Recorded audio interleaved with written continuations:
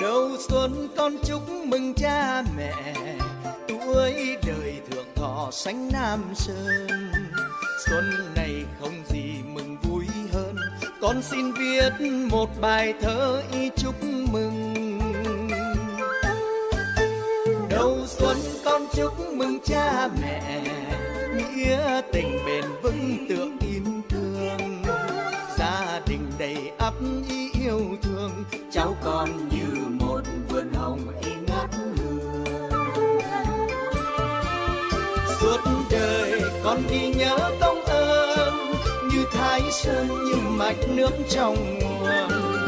Cuộc đời mẹ cha là gương sáng, cho đàn con cháu nói theo. Rượu thơm nâng ly con kính cha,